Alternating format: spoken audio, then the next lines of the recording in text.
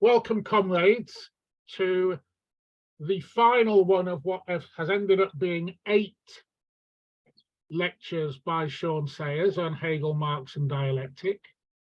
Thanks for turning up. We have once again 51 and rising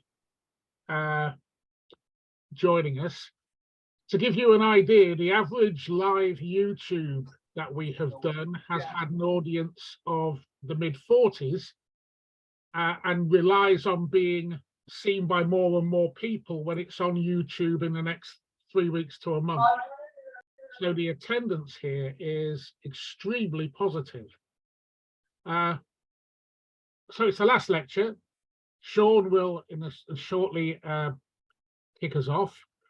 Usual format, please keep your mics muted, as interference does tend to make the recording more difficult to edit. At the end, we'll have plenty of time for questions, and we'll do that in the normal fashion of raising hands, and when I call you, please unmute. But without further ado, Sean. Paul, many thanks. Many thanks for arranging these lectures and inviting me to give them, and many thanks to all of you for coming to hear them. As Paul just said, I mean, these are 2 sort of further. I gave 6 lectures earlier in the year, and now I'm giving another 2, and I hope that I will collect them together and eventually they will be published. Now, my plan is to speak for about 45 minutes, and then we'll have questions and discussion. Okay, the topic of my lecture today is dialectic as immanent critique. In the preface to the Phenomenology of Spirit, Hegel explains his dialectical method and contrasts it with 2 other approaches. On the one hand, there is what he calls material thinking, which he describes as a contingent consciousness that is absorbed only in material stuff. This form of thought is tied to existing conditions. It regards them as purely positive and cannot see beyond them.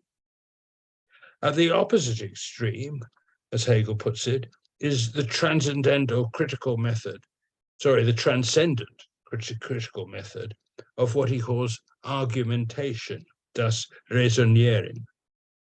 This disregards what exists and focuses instead on what ought to be.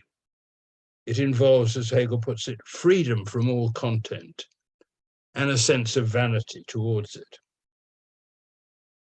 The dialectical method, Hegel insists, must give up this freedom. It refuses, and I quote, to intrude into the immanent rhythm of the notion, either arbitrarily or with wisdom obtained from elsewhere. Instead, it, quote, sinks this freedom in the content, letting it move spontaneously of its own nature, and then contemplates this movement. Hegel makes the same point in The Philosophy of Right in the following terms. He says, dialectic is not an activity of subjective thinking applied to some matter externally, but is rather the matter's soul, putting forth its branches and fruit organically. Thinking, as something subjective, merely looks on at it without, for its part, adding to it any ingredient of its own. It must, as Hegel puts it, reconcile itself to reality and accept it. Now, similar ideas are involved in the scientific attitude that is evident in Marx. This too foregoes the freedom to judge existing conditions by transcendent standards, and in that sense, reconciles itself to reality. The primary purpose of his work, Marx insists, is to understand capitalist society and the laws of motion, as he puts it, governing its development, rather than to criticize it according to his own preferred values, or to put forward an ideal of how society ought to be. His method does not involve bringing critical standards to bear on society from elsewhere. On the contrary, he portrays values and critical standards themselves as social products, as arising out of existing conditions, and hence as inescapably historical and relative. However, Marxism is not only a social theory that adopts a scientific approach, it is also and essentially a critical and political outlook in which values and practical commitments play a fundamental role. Moreover, it claims to encompass these two aspects within the unity of a single whole. How can this be done? How is this possible? A social theory of the kind that Marxism develops, it is often argued, cannot generate a political or critical perspective. If ideas and values are simply the products of existing conditions, then they can only reflect and endorse those conditions in the manner of what Hegel calls material thinking. Criticism requires critical distance. It must involve appeal to values that transcend existing conditions. Insofar as Marxism is critical of present society, as it clearly is, it must appeal to transhistorical values, whatever Marx himself may say, or so it is argued. Marxism, like Hegel, rejects the assumptions involved in this objection. The dialectical approach does not appeal to transcendent standards. The basis for its critical perspective arises out of existing conditions themselves. The existing social order is not a monolithic unity. It contains divisions and conflicts. It is not merely positive. It includes negative aspects as well. It contains tendencies which oppose and negate it, as well as forces supporting and sustaining it. Negative, oppositional, and critical tendencies are in the world already. They do not have to be brought from outside by a transcendent critical perspective. They are already contained immanently within existing conditions. As Marx says, and I quote, "If theory, theology, philosophy, ethics, and so on come into contradiction with existing relations, this can only occur because existing social relations have come into contradiction with existing forces of production." This is the vital insight of the dialectical method. However, the view that ideas and values arise from existing conditions appears to generate other and equally difficult problems, for it seems to lead inevitably to a purely relativist position. It seems to imply that there are different and conflicting outlooks, some supporting, others opposing the established order. Criticism of the established order would then simply be one among these alternatives, with no more claim to validity than any of the others. Well, that would perhaps be the case if these conflicting tendencies and outlooks merely differed and clashed without further result. However, social conflicts and contradictions give rise to change. Because of them, the established order is not stable or ultimate. It is in the process of flux and alteration. It is destined eventually to perish and be superseded. Moreover, historical change does not consist of an arbitrary succession of merely different and disparate forms. It takes the shape of a development through stages. Each stage involves characteristic conflicts and undergoes a process of development. As a result, the conditions for the emergence of the next stage gradually take place within it. Each stage initially constitutes a progressive development. necessary and justified for its time, and relative to the conditions that it supersedes. Yet each stage is only a transitory form, which in its turn will ultimately perish and be replaced by the higher and more developed form, which emerges out of it on the basis created by it. In broad outline, as you know, according to Marx, in the development of Western European societies at least, a feudal stage has been succeeded by capitalism, which will in turn be superseded by socialism. The Hegelian origins of these ideas is evident. Although there are profound differences between Hegelian and Marxist accounts of history, a picture of progressive development through stages is common to them both. This not only constitutes the framework for the Marxist account of history, it also provides the basis for its critical method. This does not appeal to transcendent values. Its standards are immanent and relative.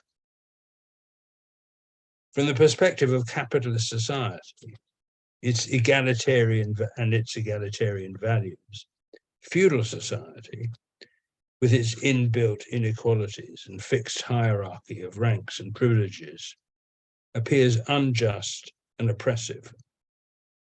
As capitalism develops, however, the conditions for a new and higher socialist form of society take shape within it. And capitalism, in its turn, comes to be a fetter to further development.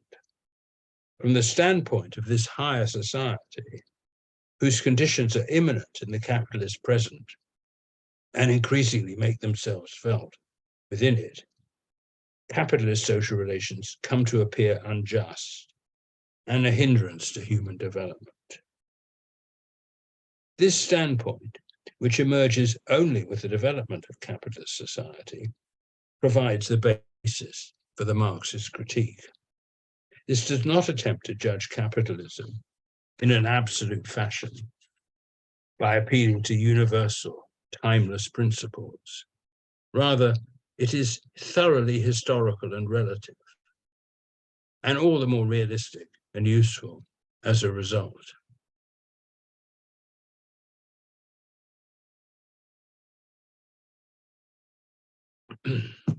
For example, Marx criticizes private ownership of the means of production, but not by appealing to absolute moral standards. On the contrary, he makes the historical and relative basis of his judgment quite explicit. Relative to the feudal society which preceded it, capitalism has been a progressive, indeed a revolutionary development.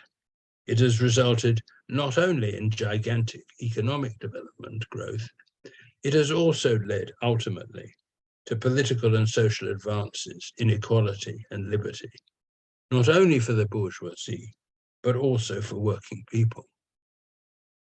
To be sure, these developments have occurred in an intensely contradictory and destructive fashion.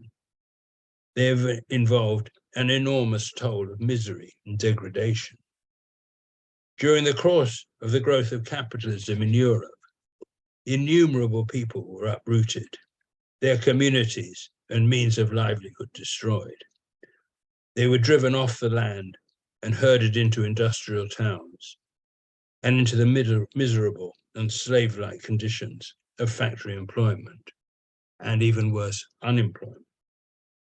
In the process, however, according to the Marxist view, working people were liberated from their bondage to the land and to the feudal lord. They were removed from rural isolation and brought together and interconnection with each other in cities and workplaces. Their horizons were widened, their social relations and consciousness were extended, and ultimately they entered into the political world as the modern working class. No doubt, there is a strong streak of idealization in this picture of the development of working people. And even if Marxist expectations for the working class as a revolutionary force have not been fulfilled, capitalism, as Engels puts it, quote, has drawn into the whirl of history the last classes which had remained sunk in apathetic indifference to the universal interests of mankind. End of quote. It has meant an expansion of the horizons and consciousness of working people, of their real relations and social activity. In this way, according to Marx, the conditions that make socialism possible also develop within capitalism as its product. These forces and the new social order which they presage form the material basis for the socialist critique of capitalism. As the forces which contradict the capitalist system and which will bring about its supersession make themselves felt within it, and as the shape of the new society, which will in fact supersede capitalism, begins to become apparent, then a point of view becomes available from which the present day conditions may be criticized. And as Marx writes, quote, from the standpoint of a higher economic form of society, private ownership of the globe by single individuals will appear quite as absurd as the private ownership of one man by another. Marx's conception of socialism is similarly historical and relative. It does not attempt to envisage an ideal of how a future society ought to be on the basis of transcendent principles. For it does not regard socialism as the realization of a purely theoretical idea. It sees it rather as a concrete historical stage that will in fact supersede capitalism, a further stage that is immanent in the present, and that is the outcome of forces that are at work in present capitalist society. And I quote, he says, communism is not for us a state of affairs which is to be established, an ideal to which reality will have to adjust itself. We call communism the real movement, which abolishes the present state of things. End of quote. Well, Marx's own work was almost entirely focused on the attempt to analyze and understand the capitalist society of his day. His reluctance to try to predict the shape of the future in detail is well known. One of his few extended discussions of the character of socialist society occurs in the Critique of the Gotha Probe, written just after the experience of the Paris Commune. In that work, one of his main concerns is to emphasize that his conception of socialism, unlike that of the Gotha Probe, is not based upon supposedly universal principles of fairness, equality, or freedom. Marx looks upon socialism not as an ideal, but as a real form of society, as the concrete historical stage beyond capitalism. I quote, what we have to deal with here is a communist society not as it has developed on its own foundations, but on the contrary, just as it emerges from capitalist society, which is thus in every respect, economically, morally, and intellectually still stamped with the birthmarks of the old society from whose womb it emerges. Socialism, then, will be an imperfect and contradictory form of society, which will undergo its own process of change, and in which the conditions for the transition towards a still higher phase of what's usually called full communism will develop within it only gradually. In this way, Marx's critique of capitalism does not appeal to purely theoretical standards in the manner of what Hegel calls argumentation, nor is it simply trapped within the capitalist order and tied to its standards in a purely relativist fashion, like what Hegel calls material thinking. It judges capitalism, as Marx says, from the standpoint of a higher socio-economic formation, a standpoint that is immanent in the present.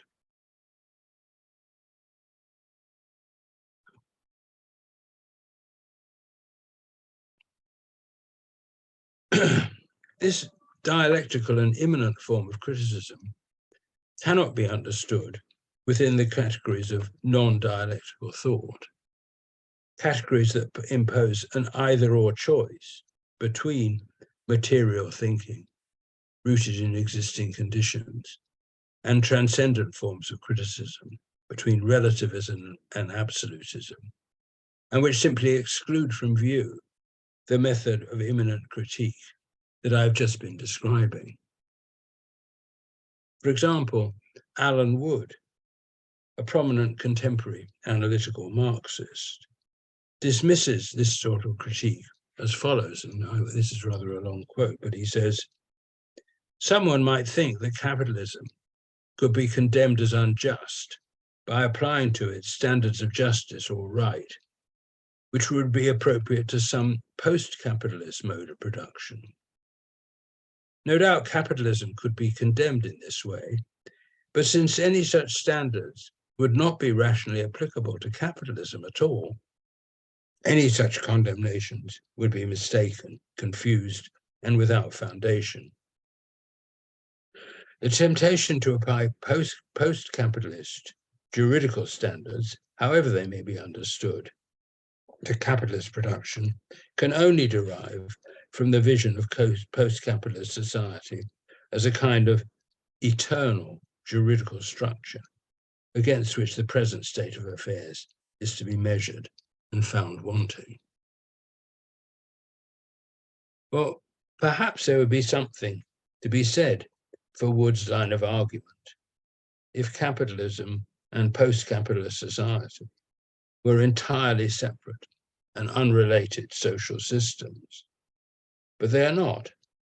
Socialism is not entirely external and alien to capitalism, as Wood implies. It is internally and essentially related to it. It develops out of capitalism. It is immanent within it. As Marx puts it, if we did not find concealed in society as it is the material conditions of production and the corresponding relations of exchange prerequisite for a classless society, then all attempts to expose it would be quixotic. Well, these are the terms in which Marx criticizes capitalism and envisages socialism. As with Hegel's philosophy, the Marxist approach involves seeing society in historical terms, and it relies crucially on the idea that what is immanent is an improvement on what presently exists, and that it constitutes a progress. This progressive conception of history and the use of it in this way has been the subject of a great deal of controversy. According to some writers, it merely disguises the problems inherent in the dialectical critical method without resolving them. Popper, for example, Norman Jarras, and a number of other writers make this sort of criticism. They say, if the term progress is used purely descriptively to mean whatever will come next, then this method, they argue, reduces to a form of material thinking, which provides no basis for the value that is put on historical development by seeing it as progress. Alternatively, the concept of progress must tacitly embody certain values, in which case these values need to be justified. And this cannot be done simply on the basis of a descriptive account of history. For value judgments cannot be deduced from a purely factual account of history. Marxism is thus accused of trying to derive values from facts and committing what is usually referred to as the naturalistic fallacy. Well, Marxism, I think, is indeed a form of naturalism, but it is not thereby fallacious. It rejects the dualistic distinction of facts and values, which this sort of criticism presupposes. Marxism is a social theory that seeks to understand the facts of history, but it is not a purely descriptive and explanatory theory on the model of physics or chemistry. A practical commitment to socialism, and hence an evaluative perspective, is integral to it. Socialism for it is not only the stage after capitalism, it will also be a higher and more developed stage than capitalism, a progress beyond it. The concept of progress in Marx has both a descriptive and an evaluative meaning. In this respect, a more illuminating comparison than with physics or chemistry is with medicine. Medical practice attempts to base itself on a scientific understanding of facts about the workings of the human body. And yet it is also committed to a practical end, the promotion of health and well-being. This end is not an optional or arbitrary one in medicine, nor is it a subjective preference on the part of the doctor. Not only is it integral to the practice of medicine, it is, for example, enshrined in the Hippocratic Oath, which all doctors have to swear to. The end of health is given for medicine objectively by the human body itself as its end. Similarly, if Marx is correct in his analysis of capitalism, socialism is not a merely subjective preference of socialists. It is the objective tendency and immanent end of the historical processes at work in capitalism itself. In this way, there is both a descriptive and an evaluative aspect to Marx's theory of history and to the concept of progress it involves. Socialism is not just a stage that comes after capitalism. It must also be seen in evaluative terms as a higher and more developed stage than capitalism. Well, higher in what sense? For Marx, it is clear the fundamental index of historical progress is material and economic development. So the question arises, why should such development be valued and regarded as progressive? One common answer is that economic growth is of value because it leads to greater material abundance, to the greater satisfaction of needs and desires, to greater happiness. But it is doubtful, it seems to me, whether Marx adopts such a simple utilitarian picture or whether it is at all satisfactory. The utilitarian account treats needs and desires as simple givens of human nature or as arbitrary preferences. And it regards economic activity as a purely external means to satisfy them. For both Hegel and Marx, however, human nature is socially and historically formed. Economic growth leads not only to the satisfaction of existing needs, but also to the transformation of human nature and the development of new needs. What constitute needs and their satisfaction is thus a historical and relative matter. The standard of progress they provide is likewise historical and relative. Insofar as capitalism is assessed by the degree to which it satisfies or fails to satisfy human needs, in part at least, these are needs which have been created by capitalism itself. But then the question arises, why should we value such historically created needs and regard their development as a sign of progress? Many think that there are good reasons to be skeptical of this. According to the romantic outlook often associated with Rousseau, for example, the greater our needs, the more dependent and unfree we become. Hegel and Marx take a quite different view. They regard the growth of needs as an essential aspect of human development.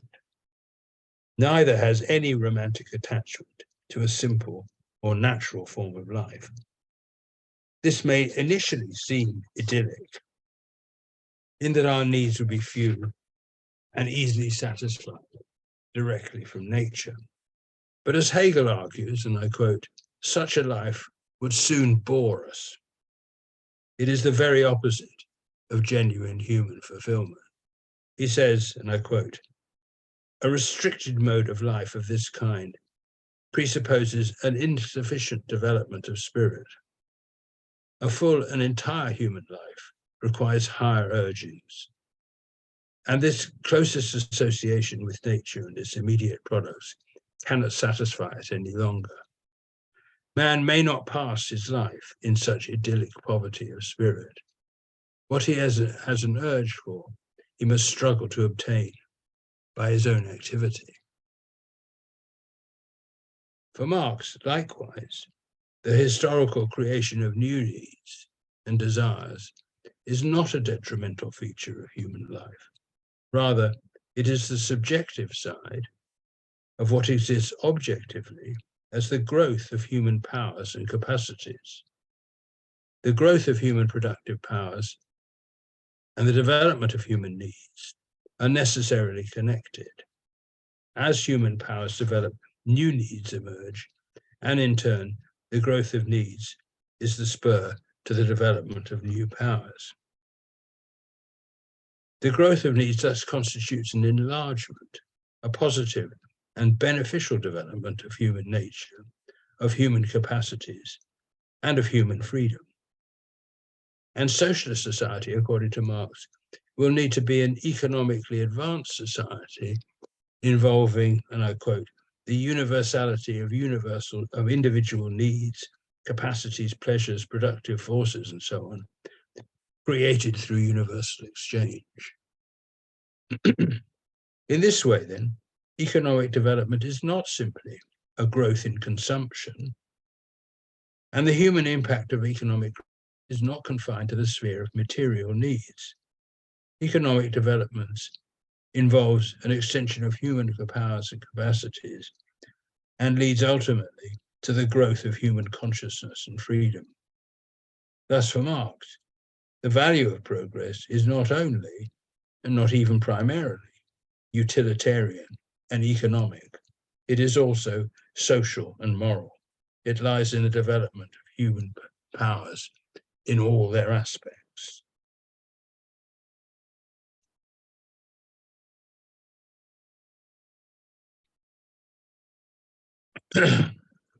But still, it will be said, the idea of progress ultimately presupposes a trans-historical perspective that cannot be avoided, for it implies the teleological view that history is aimed towards an end which is present throughout the process as its determining purpose and goal. This criticism is made by a succession of postmodernist thinkers who then insist, like Nietzsche, in rejecting the idea of progress and seeing history in what Nietzsche calls a genealogical fashion, as an arbitrary sequence of social forms that manifest only the wills to power of successive social groups, or as Foucault puts it, as a mere series of singular events, outside of any monotonous finality. Now, Hegel, it is true, sees history in teleological terms, as the realization of reason, as the development of the idea to self-consciousness and freedom, and even as the realization of God's purposes on earth, as the theodicy. And Marx's own fascination with this Hegelian picture is, it seems to me, also evident. As he himself says, he coquettes with it at times, and there are traces of it throughout his work.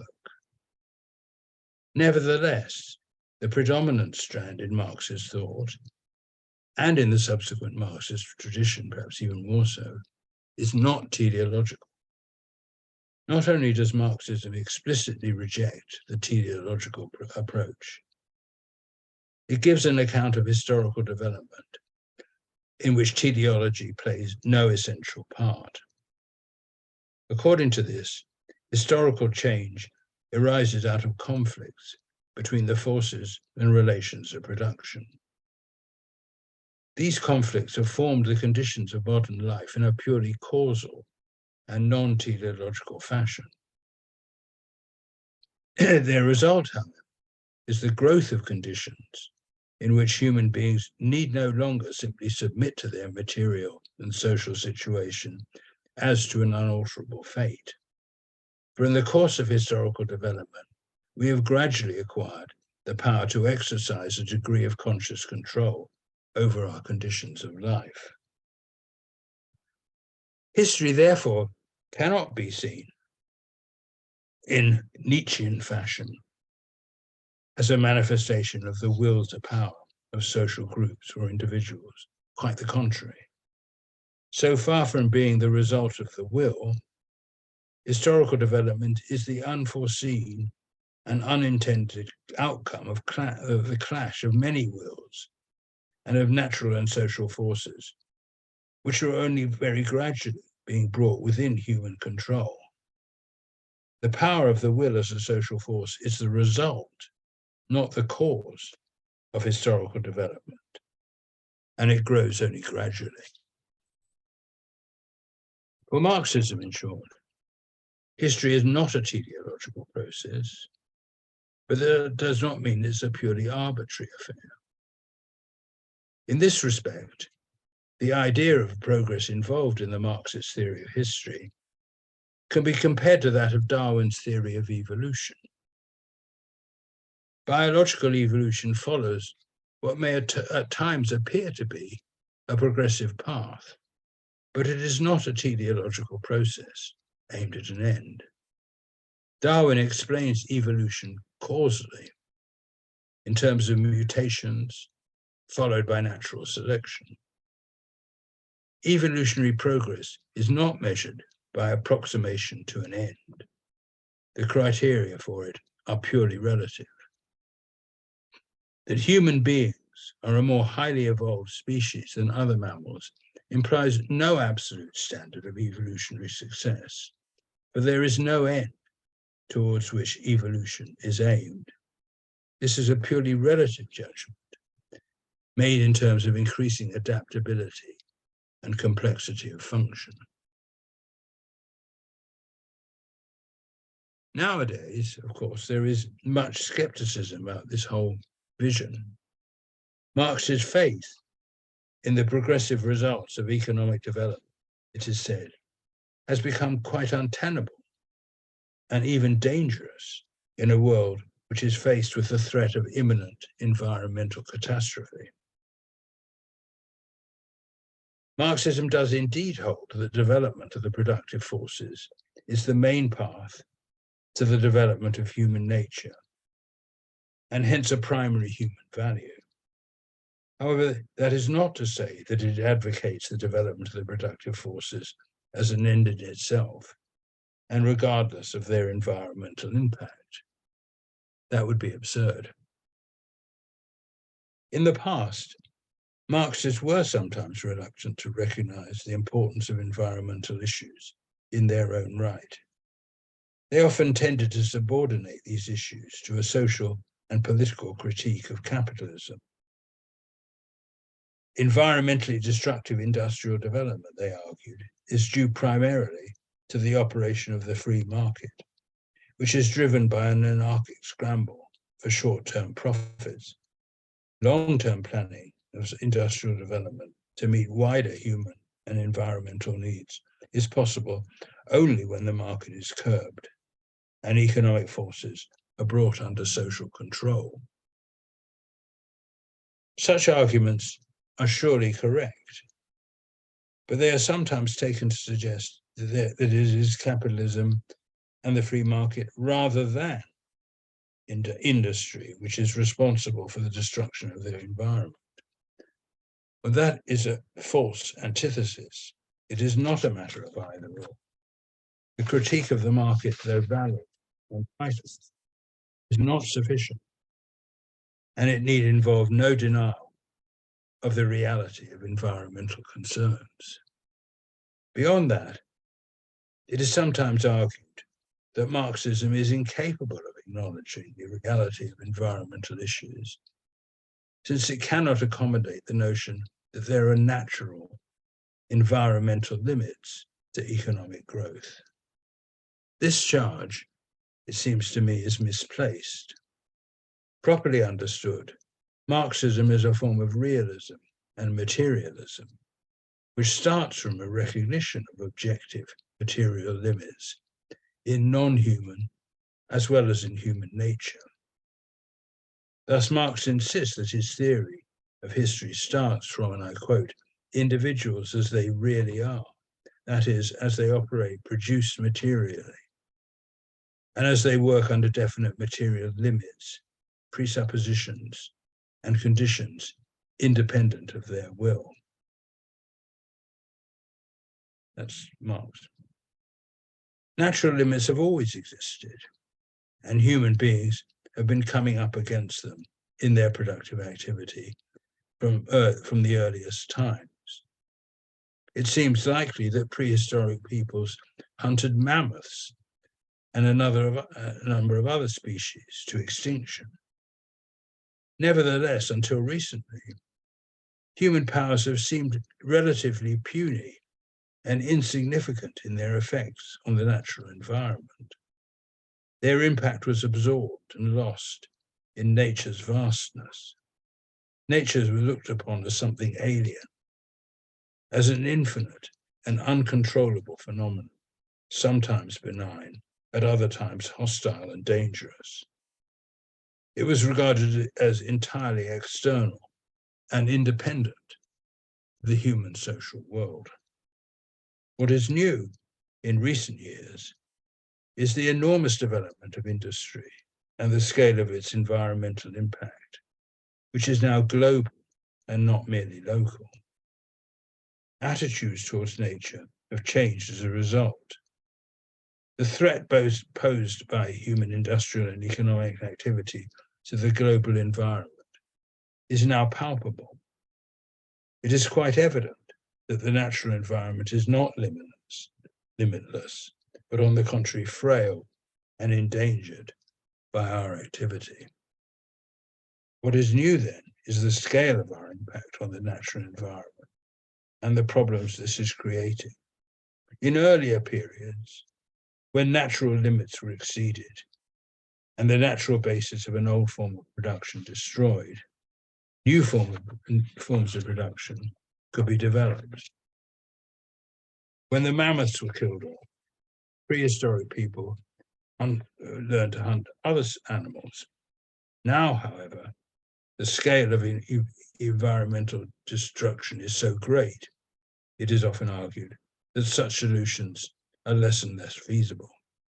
We cannot go on producing and consuming as we are at present in the wealthiest parts of the world, let alone extend these to the poorer parts of the world without threatening the very survival of human life on Earth.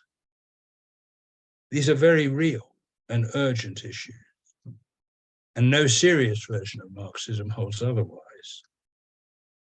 It is a travesty to suggest that Marxism blindly advocates the development of productive forces, come what may. Productive activity, like every other human power, can be used for harm as well as for good. As I've been explaining, Marxism advocates the growth of the productive forces as the avenue to self-development and self-realization. When particular forms of production threaten the environment and the very possibility of human life, then clearly these are not valuable in these terms and must be curbed.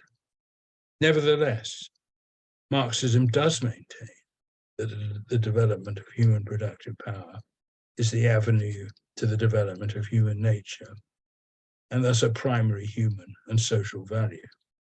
And it rejects the distrust of economic development that has been such a strong strand of recent environmental thought. According to this, the growth of human powers and the development of so-called civilization more generally is bringing no good to humankind. It is creating only damage and destruction. We would be better off in simpler and less developed conditions, or so it is argued. Marxism rejects this sort of romantic pessimism, although clearly some forms of industrial development have had very damaging effects. To generalize from these and see only harm in economic growth is, it seems to me, wrong. Potentially, at least, the powers acquired through the development of production are a human good, and they can and must be used for human good. The challenge is to develop and use these powers in a sustainable human good, consciously realizing the constraints of the natural environment. Marxism does not despair of the possibility of this. It does not oppose economic growth as such and advocate a return to simpler conditions, as some recent Marxist ecologists have suggested. Nor does it deny the reality and urgency of these issues. On the contrary, it provides what still remains the most comprehensive and illuminating framework in which they can be addressed and thought through.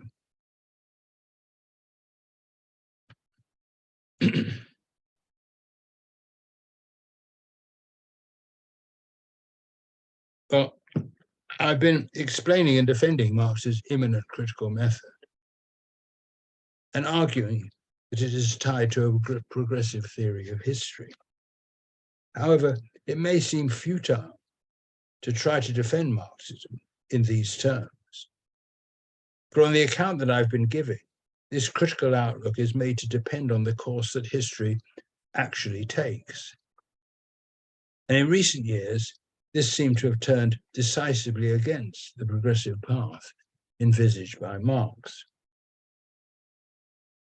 Although global capitalism has been going through a severe and long-lasting crisis, no revolutionary forces for change have emerged, and there seem to be no prospects for an end to the capitalist system. Indeed, it is now often said that the very idea of a post-capitalist order is illusory. Capitalism and the free market, we are told, constitute the highest possible stage of social development, the end of history, no less. No further stages are imminent within it. In this context, it is not difficult to understand why many of those who used to be drawn to Marxism have abandoned the dialectical idea of an immanent critique of the present system and turned instead to traditional Enlightenment forms of liberal universalism, or even to a skeptical postmodernism. However, the problems posed by the course of recent history for a critical outlook cannot be avoided in these ways. If we really are at the end of history, if no forces emerge to challenge the established order and to create an alternative society, then any thought of a radical critique of present conditions is indeed vain. Others suggest that capitalism may carry on indefinitely in a continual state of crisis without any resolution. According to Wolfgang Streeck, for example, he says, and I quote, "The historical period after the end of capitalist society will be one lacking collective political capacities, making it a long and indecisive transition, a time of crisis as the new normal, a crisis that is neither transformative nor adaptive, and unable either to restore capitalism to equilibrium or to replace it with something better. Well, Strake is right, I think, to argue that the capitalist system is in crisis, but it is questionable whether it can simply stagger on indefinitely. It seems to me that the situation is too full of conflict and tension, too volatile to remain static in this way. The conditions that must lead to change are all too evident.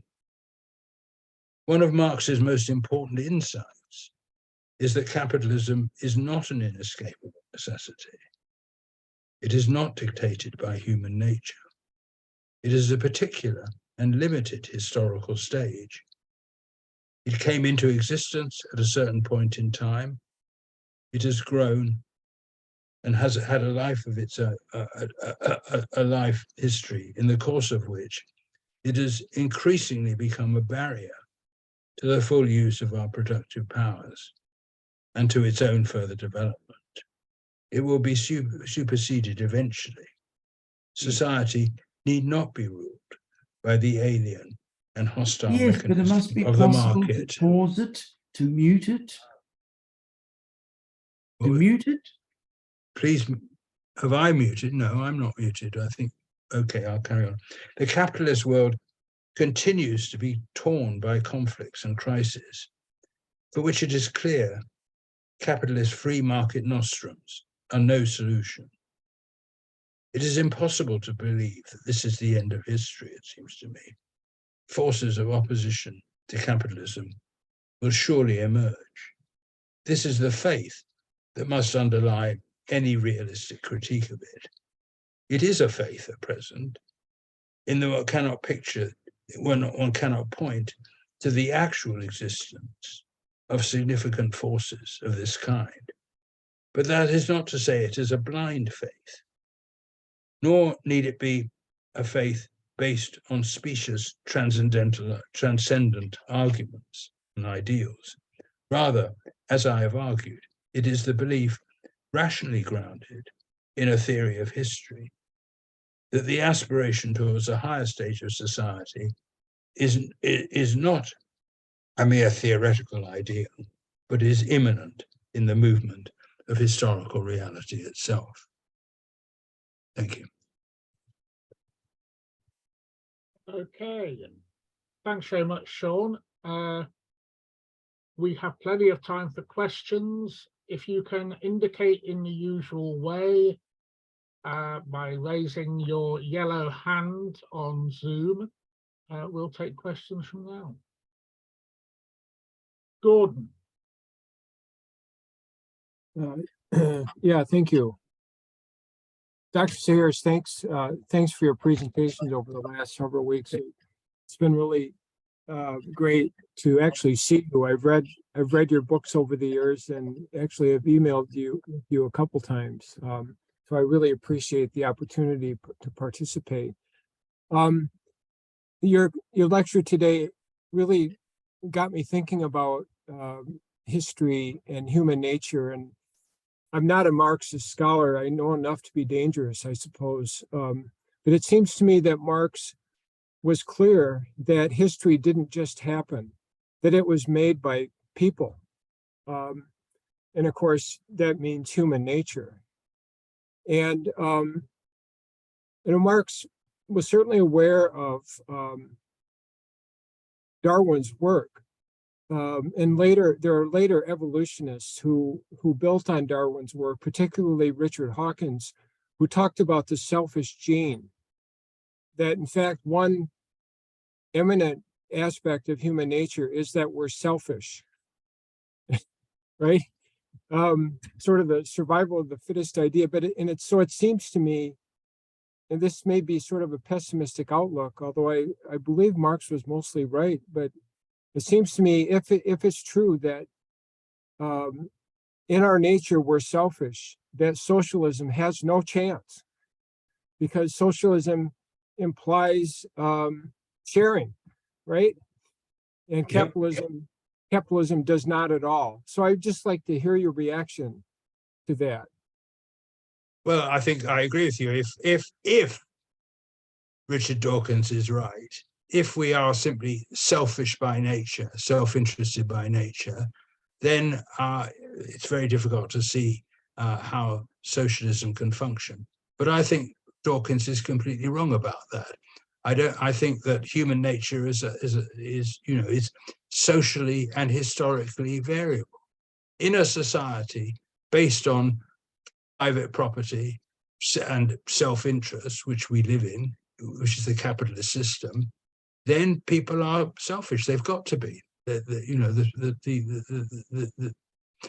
whole social system pushes in that direction. In a more socialized society, that won't necessarily be the case. I don't think people will be entirely altruistic. I'm not suggesting that.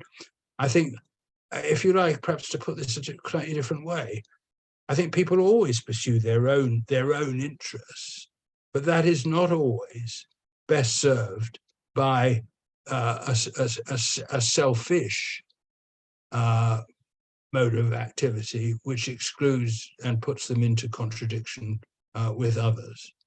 A different society can operate quite differently. Thank you. Okay, other questions? And if you can keep your mics muted when you're not speaking, that will be helpful.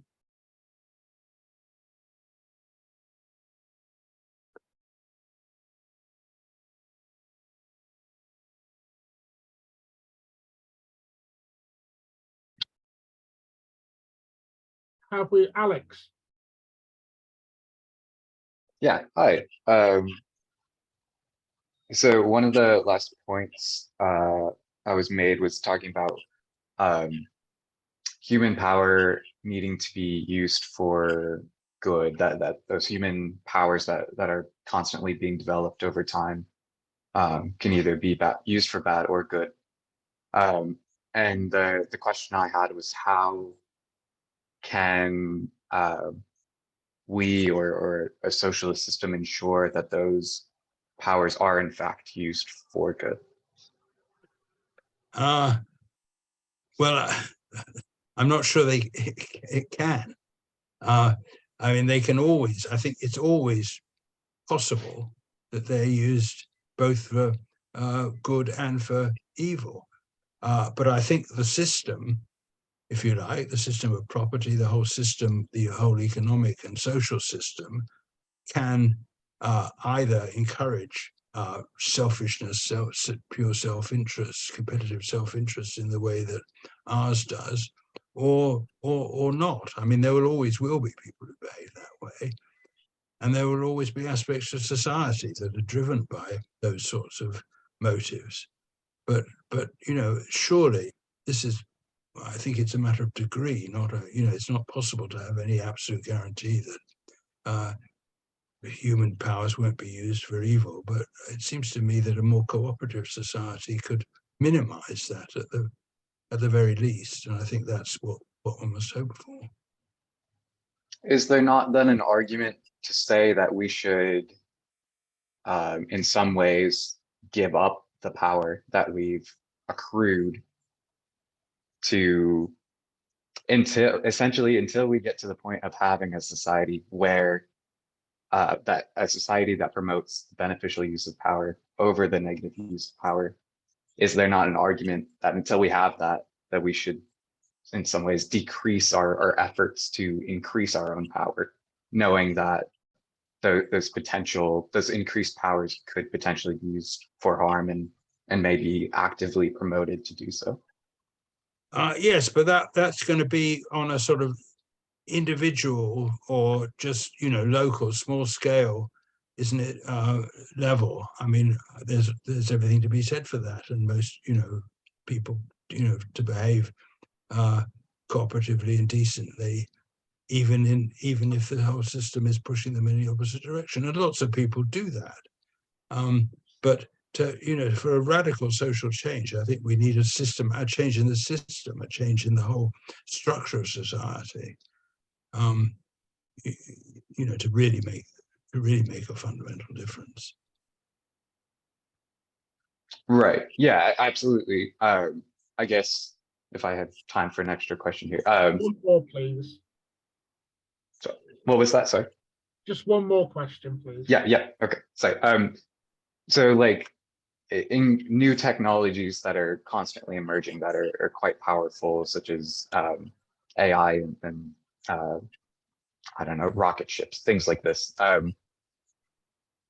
Like in my mind, there's an argument that we should prohibit the expansion and the development of those tools until we can I don't know, be more assured that they will be used for beneficial ends rather than kind of whatever anybody feels like doing.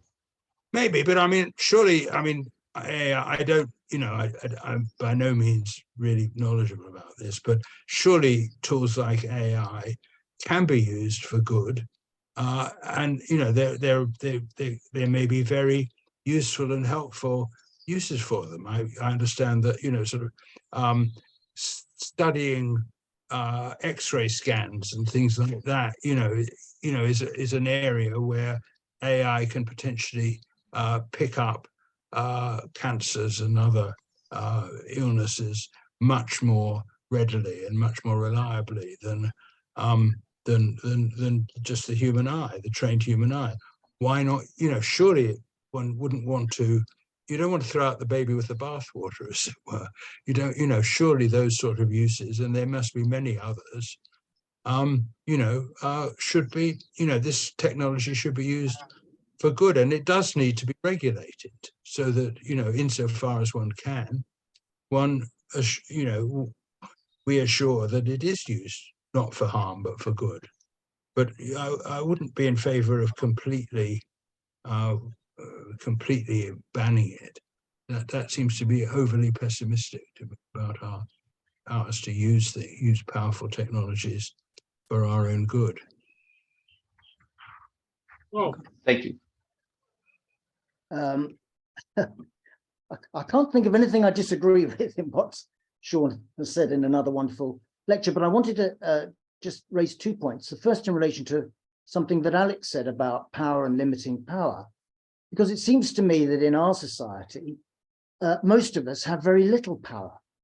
There's a small number of people who have a great deal of power. And of course, it'd be a very good idea if we could limit their power and indeed get rid of their power over things altogether. And after all, I mean, most of us are obliged to try and sell our ability to work into the labor market, whilst there are small numbers of people who move huge amounts of money and they decide what gets produced and how things get used, like AI and so forth. So it's not the case, it seems to me, that we want to limit the power of those who are already powerless. We want to empower them. Which brings me to the second point, which I'd like Sean's comment on, which is that it is true that we live in a society, capitalist society, in which there's an ideology which encourages the idea that we are self-interested and should pursue self-interest. But it does seem to me, actually, that the vast majority of us spent quite a lot of time not doing things in a capitalist way. We cooperate and help our family members and others, quite, without any thought of some kind of monetary or other kind of reward. And it's because we are, thrown into a collective situation in which our very survival depends upon cooperation. And it's in that the majority who are currently powerless are in this situation where they have to cooperate in order to improve their lives. That ultimately you can see the force, remote perhaps in current circumstances, but nonetheless the force potentially to transform society. Yes, I totally agree with that point. I think it's very important to realize that, the Dawkins view, come back to that we're always entirely sort of acting selfishly is simply false. I mean, I mean, people, for most of the time, in most of their everyday life, act cooperatively with others. And if we didn't, God knows where, society simply wouldn't exist. And the more, in times of crisis, people are particularly cooperative. if there's a flood or if there's some, a power outage or something like that. So I entirely, and I think if one doesn't hold on to that, there is a basis. People are, I wouldn't want to, I don't believe that, in the sort of, the philosophy that people are naturally cooperative, rather, the opposite, if you like, of the selfish Dean view, that people, you get it in Kropotkin, for example, the anarchist, or in Rousseau's view that we are naturally good and not evil. We're made evil by society. I don't think we're naturally either of those things. I think a certain amount of cooperation is absolutely essential for social life, but human nature is very largely determined and altered socially. And I'm suspicious of philosophies that say either we're naturally selfish or naturally cooperative. I think the circumstances in which we live alter our, really determine, if you like, or perhaps that's too strong a word, but strongly influence the way we are. Now, the other point I thought was very well put by you and very, very, very pertinent, and I'm not quite sure how I can build it in, but I'd like to. And that is that most people are powerless, and what they really need is empowerment. I thought that was a nicely put point. I totally agree with that. Okay, Samuel.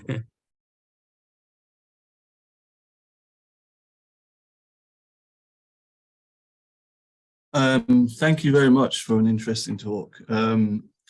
Yeah, I just wanted to ask a question vis-a-vis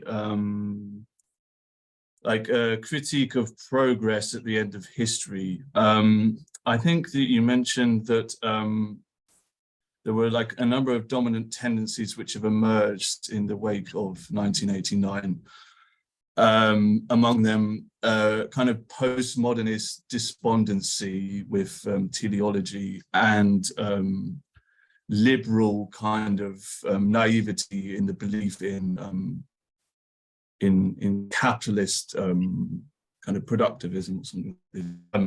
But there's another option which might not be dominant one, but that I was thinking of is a Benjaminian critique of progress, which does invoke a kind of Marxist dialectical view of history, but invokes a messianic kind of form of transcendent critique.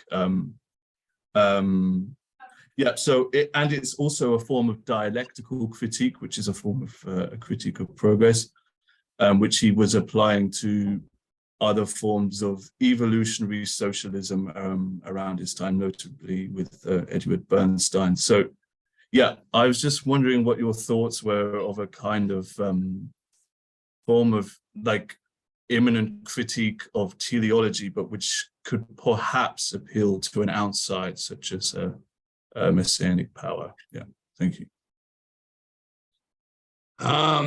Gosh, I'm not sure how I have read, but I wouldn't say entirely sort of taken in or understood or related to Benjamin's essay on philosophy of history. That sort of messianic view. It's not, it's something that's rather outside. I must confess, outside my sort of understanding or experience, and I'm not sure.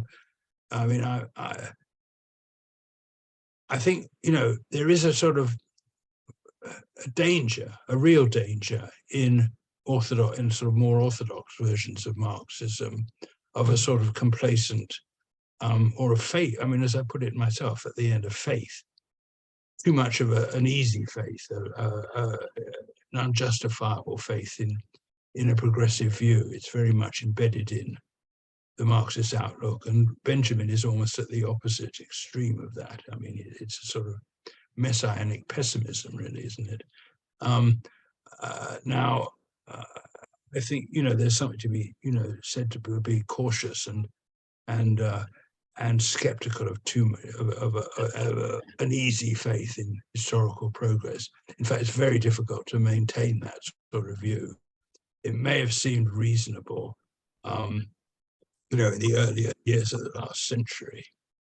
Though goodness, there have been some pretty awful events that are sort of interspersed in that century. But anyway, I think very difficult to maintain now, particularly, I think, in view of the things that I was talking about at the end of my talk. I mean, the absence of any sort of revolutionary movements, any real effective forces of opposition in the modern world against the capitalist system, when everybody knows it's rotten and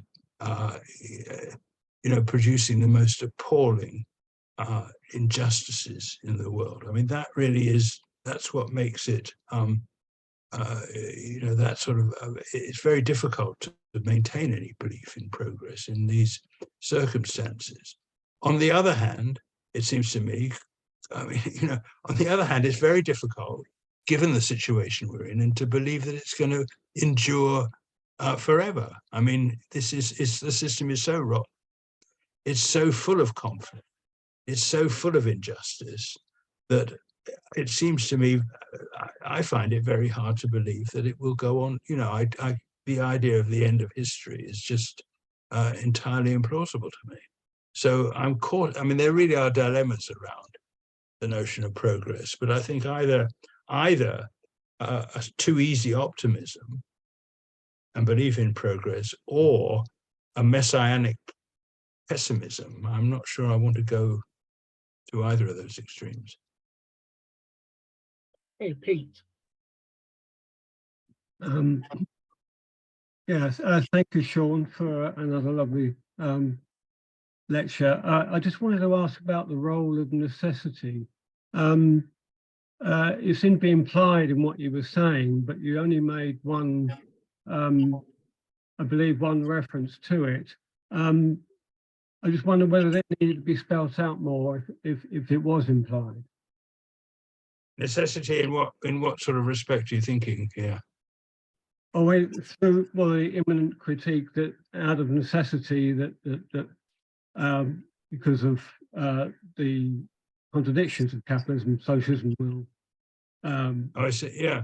Well, I'm not sure. I'm not sure it's a matter of necessity. I mean, I think the immanent critique has got to rely on the actuality, not the necessity of forces emerging. Well, I mean, I guess there is no. Wait a minute, I have to rethink that a bit. There is a view that things aren't that history goes through a development through stages and progress, and that is a philosophy of necessity. But ultimately, the notion of immanent critique, as I understand it, must be based on the actual presence of of forces immanent within the present, which give one the basis for a critique of it. Actual, not simply theoretical, and in that sense, necessary in any theoretical sense. But no, there is a sort of an underlying structure of necessity in that philosophy. And I think, that's undeniable. And I think one's got to, if one believes the sort of theory of history that Marxism involves, it is a philosophy of progress. And that progress is necessary not in the sense that inevitably socialism will arise. I mean, we might destroy ourselves. We might blow up the whole planet. So there's not, but if things continue along their present course, that is where they will head eventually. That's a good, it's a difficult issue. I'm sort of floundering around a bit, as you can hear. But I mean, I hope I pointed to some of the sort of considerations that arise. Kelvin. Right, thanks. Well, Sean's talking about the dialectical method as one of reconciliation to reality, but there's been a lot of popular work done in Anglo-American Hegelianism recent decades, rather inversely to the success of Marxist dialectics, and the likes of Terry Pinkard and Robert Pippin and Honneth and pretty down on the idea of dialectic, but very big on the idea of reconciliation to reality, and they see the sociality of reason and so on, justifying an ethics of reconciliation, which is very different from, I mean, they claim to be progressive, being the sort of left rather than right Hegelian tradition, but they don't see the sort of ethical rottenness that you're emphasizing, Sean. And you know, frankly, the institutions of capitalism and the state and the idea of the equal rights of citizenship and so on seem to be doing quite well. I mean, we do live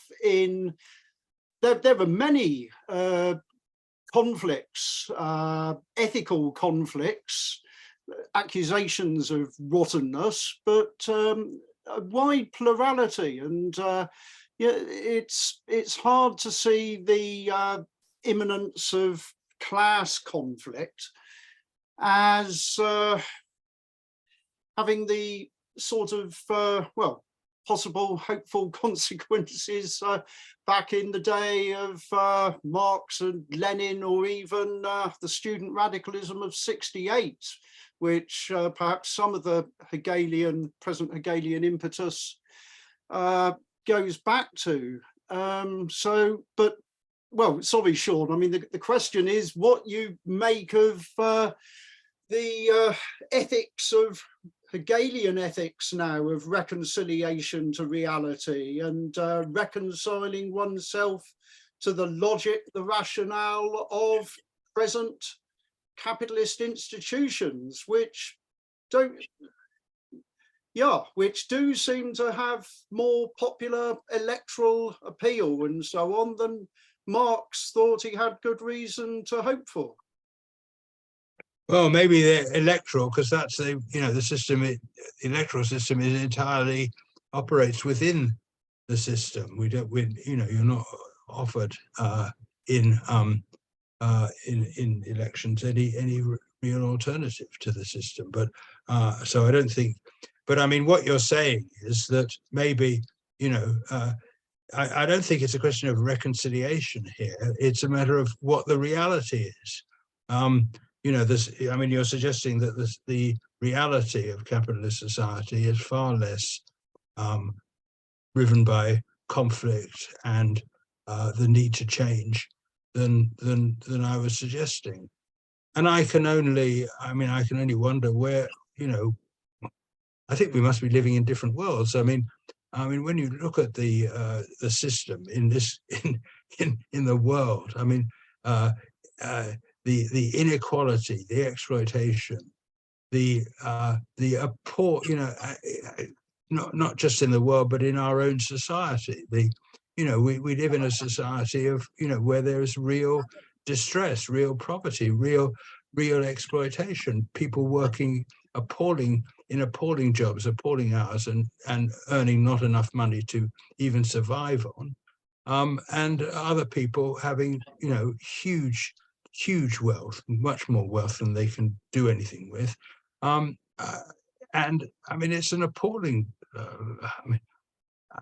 it just seems to me to be a terrible society. And I mean, it puzzles me, quite honestly. I mean, you know, and it is a puzzle to me why there isn't more demand for change and more conflict than there is, which I acknowledge there isn't at the moment.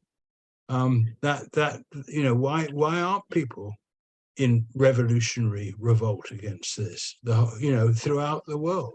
I don't know. But that, I mean, I can't reconcile myself to the situation that we're, I think we've got to, I mean, there are two senses of that phrase. I mean, one's got to acknowledge the reality of the society that we live in, and, reconcile it to, in that sense, not simply pluck principles from the air and criticize it in a way that bears no relation to the real forces of work.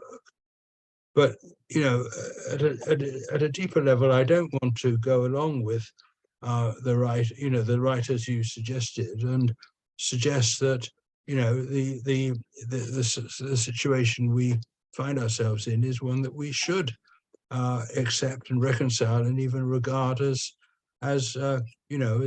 acceptable and just and good. When Gandhi was asked what he thought about Western liberal civilization, he said it would be a nice idea. I think I agree with him. Okay, we're running down on time. I'll let Karina leapfrog me. Karina?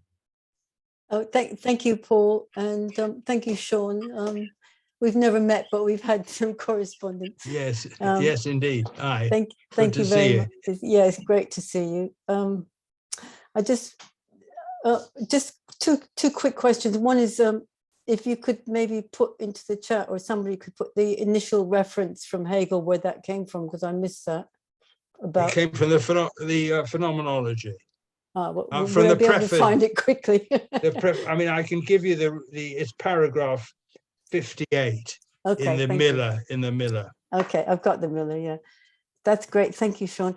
The second question is, given the title of your talk, which is very, very crucial, given that dialectic, we're trying to understand dialectic as immanent critique, and as you rightly said, this whole approach means that we don't take the existing order as a monolith. That's the whole essence of all dialectic, that to as Lenin said, to break the whole into its mutually contradictory parts. Given that should be our starting point, I find the statement that no revolutionary forces have emerged needs to be examined, in the sense that if we do see the system as internally contradictory, and there must be of necessity forces within it that would lead to a different kind of society from the standpoint of dialectical logic. I mean, not of hope and faith, but of logic itself. And that I mean, there have been huge resistances all over the planet, and then obviously not what we would call revolutionary, over the past decades and even in the present. So surely this then makes it incumbent upon us as Marxists to diagnose and analyze where these forces are and how they could emerge and how they are emerging, and that that's our job, and that's probably our weakness. And I would include in that the missing parts of Marxism in general, not from Marx's point of view or Lenin's, but in terms of the development of Marxism, which has neglected aspects, it has neglected dialectics or excluded it even. And it has had this deterministic formulation that you rightly critique. And in many, the if you like, historical without the dialectics is a very, very, common problem. Yes. I think that's what is missing, really, not from so much from what you said, but missing from the whole picture. And that is the problem. That is the problem. It's the lack of development of, you like, the subjective ideal side, which the postmodernists have picked up, but they haven't done it. They've isolated it and all the rest of it. Sorry, maybe that was too long. No, I mean, I think, well, I think, as you say, the logic, the dialectical logic and a dialectical understanding, and must believe and must imply that that things will change, that the sort of conflicts and contradictions that exist in the world will lead to change and development. I mean, I tried to say that in perhaps less forcefully than you just have, but at the end of my talk, I mean, I expressed it as a matter of faith, which is perhaps a rather weak way of putting it. But I mean, these forces do exist, as you say. There are forces of opposition.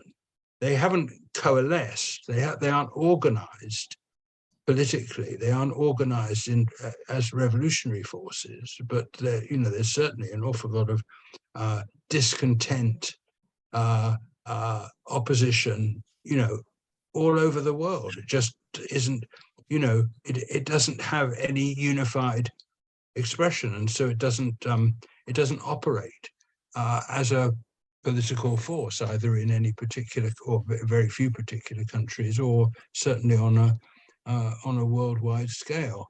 That's a real problem. Now, I think one needs a bit more than dialectic. Dialectic is helpful in providing a framework, but it needs a political initiatives, political consciousness, political movement of a sort that I'm afraid I'm not in a position to provide. I wish I was. I would, but so there. I agree with you, but I mean, there's I think more than dialectic, there's a real political challenge, political need, which must be met, by activity at a political level too. And God knows how that's going to come or happen, but that's what's needed, yeah. And the material for it is there. Okay, I'm going to make two comments and ask Sean to respond to them. One, in a sense, is more agreeing with Sean about there isn't naturally altruistic or naturally selfish people, and in a way responding to Rob, because if we take historical materialism seriously, there's the historical instantiation of behaviors within their context and conjuncture. I think that emphasis on personal kindnesses is a real problem. Charitable practices in and of themselves are fine, and they show the contradictions to capitalism and class rule. But at the same time, I think charity is also a disaster because it papers over the cracks in the system. So it's in the thrust of a contradiction. And what Sean said in his last answer is the important thing. We can't look to change in terms of practices which are not politicized. So we have to recognize, while we want to support people who are without, that sometimes engaging with charitable practices and corporate charities is actually counterproductive. And that leads me to my second point, which is, I think one of the strengths of Sean's lecture was immanence and the immanent nature of the dialectical critique. Undoubtedly, there is contradictions. Undoubtedly, there are movements which arise from those contradictions and the failure of capitalism to rule overall. However, you come to the classic Badian problem from being an event, which is effectively we often only seem to see the opportunities to capitalize on those contradictions in the rearview mirror. And I suppose the question is, how do we organize to try and take advantage of those things when they happen? And I'm always minded of Raymond Williams' quotation on hegemony as a lived-in process from page 112 of Marxism and Literature, where he talks about it being both oppressive, but at the same time allowing us those opportunities. The problem, I think, is not that we haven't got fractures within capitalism and contradictions, and the problem is not that people are not protesting. It's that it's insufficiently politicized and given direction, and that the problem of immanent critique is it's immanent, and in too many cases, it hasn't taken advantage of those fracture points where you can effectively challenge and change the system. I very much agree with both those points, Paul. I mean, you know, charity is certainly not, it seems to me, the way forward, and can, as you say, even be counterproductive. At least it's not going to. It's not going to. You know, it's not going to change the status quo. It's not going to change the world. It may help to alleviate some suffering. One shouldn't be too down on it, but you know, it's not a political. It's a political form of activity within the system, and in effect supporting the system. I guess in that sense, when you said it's counterproductive, that's you know that I'd agree with that. That's what you presumably had in mind there. Now, you know how. You know, I think I mean, you know, what you just said, what Corinna, I think, was saying, and what I tried very, very briefly and sketchily to say at the end of my talk, we're all sort of saying the same thing in a way. You know, there is opposition in the world. There are fractures. There are conflicts and contradictions. The trouble is they're not organized politically. They don't coalesce in a sufficient political form, and that, I think, you know, I mean, without wishing to support it, I think, you know, in any sort of uncritical way, but the collapse of the Soviet Union, the collapse of the international communist movement, which came with that, really did, you know, nothing has replaced that. It did provide an organizing framework for political activity in the Cold War, but you know, within countries like this country, you know, the Communist Party was only a small force, but it was in some ways, you know, really strengthened the trade union movement.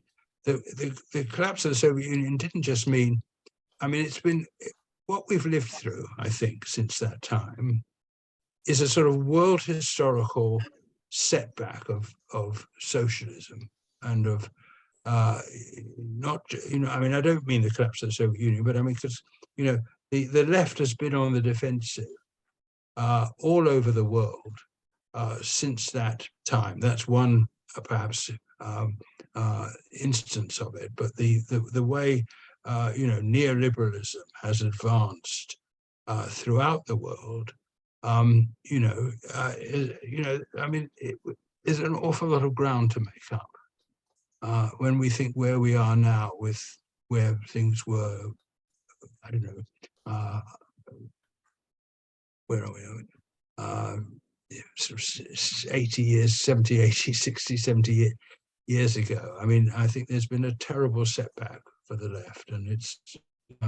But I mean, I do feel. I mean, to end on a slightly more optimistic note, that, you know, that in very small ways there is a lot of, mainly in theory, I think the most dynamic part of the revolutionary movement, the socialist movement, the communist movement in recent years has been at a theoretical level. There's a flourishing of Marxist thought, of anarchist thought, of revolutionary thought. It just hasn't yet been matched by any sort of well-organized political activity which brings it all to, which brings all the sort of opposition together. That, I hope, will come. Okay, thanks very much, Sean. Perhaps we can say a pessimism of the intellect, but an optimism of the will to drive us. But thanks very much for all 8 lectures and for this last lecture. Thanks to everybody for attending. I hope you found them useful. We will try and organise, I'm sure, something again in the near future. We're always looking for ideas. We do run broadcasts, but we also want to run exactly these sorts of things where one thinker gets the opportunity in a series of lectures to outline their thinking. And then the following year, hopefully, HM Books will begin to actually bring out the text in its full development. Thank you very much, and have a good evening, afternoon, morning, depending where you are.